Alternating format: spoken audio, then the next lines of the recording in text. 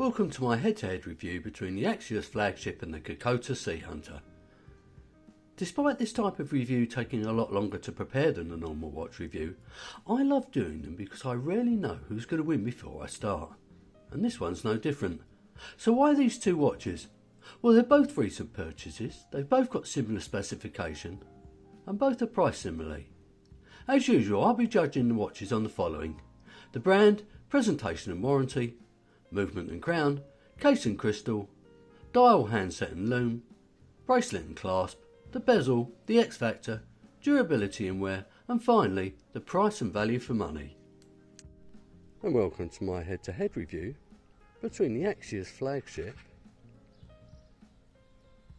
and the Geckota Sea Hunter.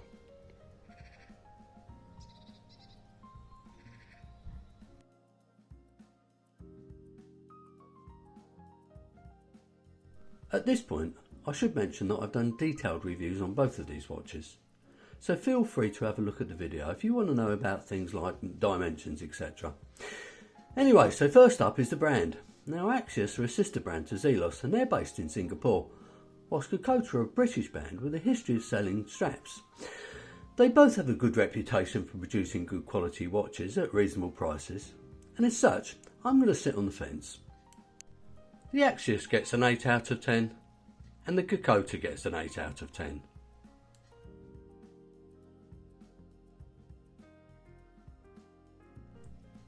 And now the packaging and warranty. The Axios only has a 1-year warranty and comes in this rather nice watch roll in a generic cardboard box, whereas the Geckota has a 2-year warranty and a more premium pouch. The fact that Geckota has an additional year's warranty and slightly more premium packaging gives it an extra 2 points, so the Axios gets a 7 out of 10 and the Geckota a 9.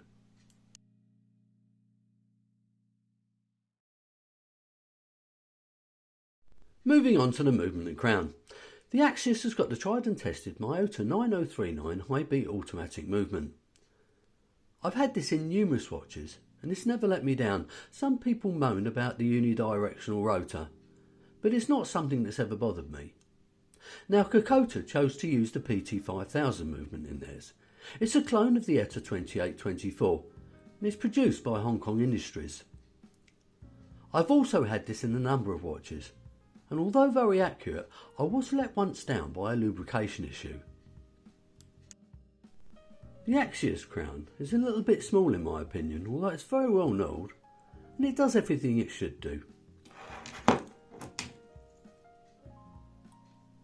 Now, the Geckota's crown is larger at 6.5mm and it's one of my favourite parts of the watch.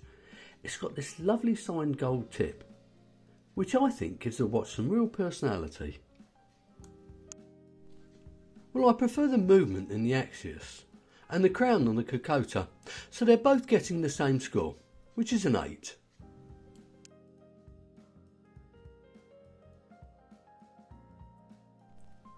Well, I knew before I started that the case and crystal would be a hard one to call.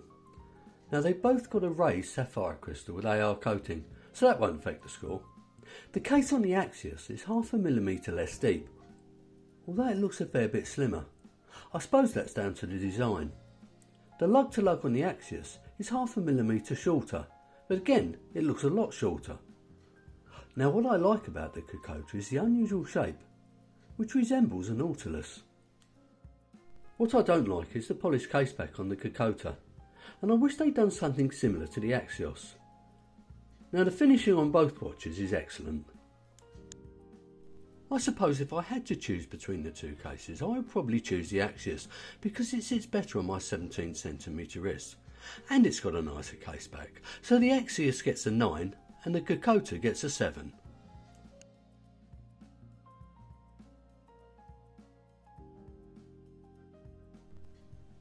Now the dial, handset and loom.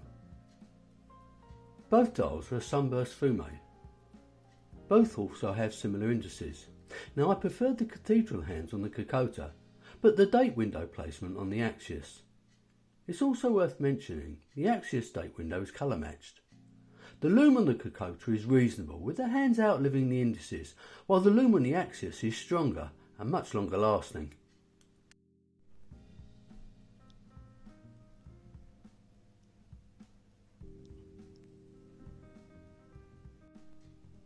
Mainly because of the loom, I'm going to award the Axios an extra point, so the Axios gets a 9 out of 10 and the Geckota gets an 8.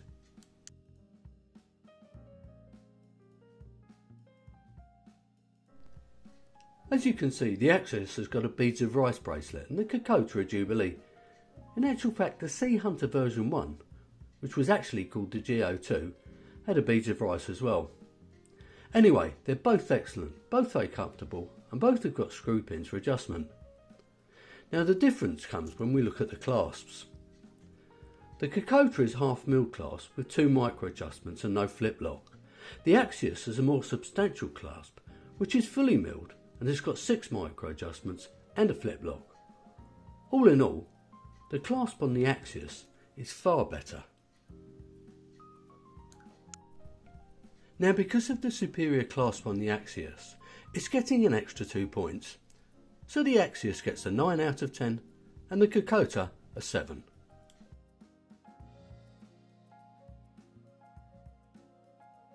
So anyone who's a fan of dive watches knows how important it is to have a good bezel, as it generally gives some sort of indication of how well the watch is made.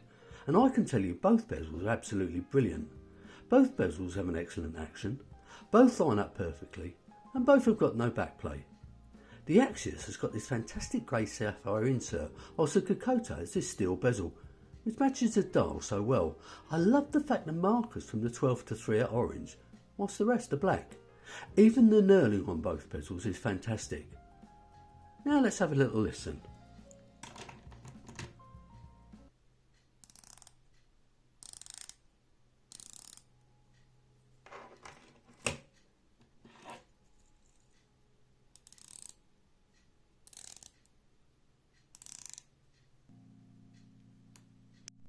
It's impossible to separate the two, so they're both getting a 10 out of 10.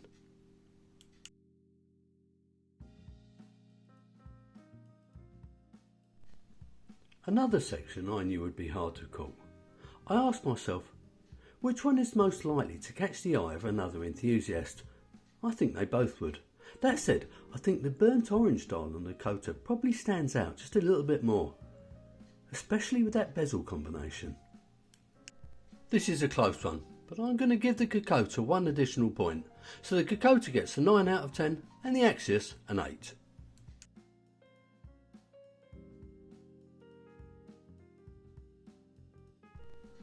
Firstly, let's not forget neither of these are out and out tool watches and can probably be classed as vintage dressy divers.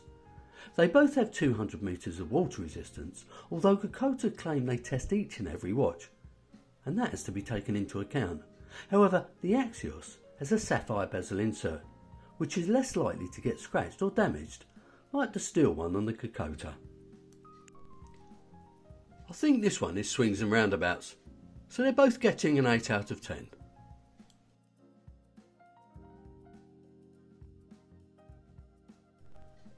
Well, the full asking price of the Axios Flagship is $499, whilst the full asking price of the Geckota is £499.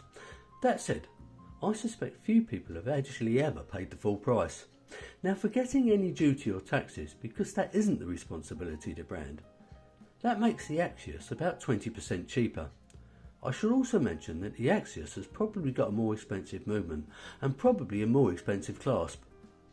Although the Geckota is a UK based brand, I'm pretty certain both watches are actually made in China or Hong Kong. I have to say that in my mind the Axios Flagship has to represent better value for money, so it's getting a 9 out of 10 against the Geckota 7.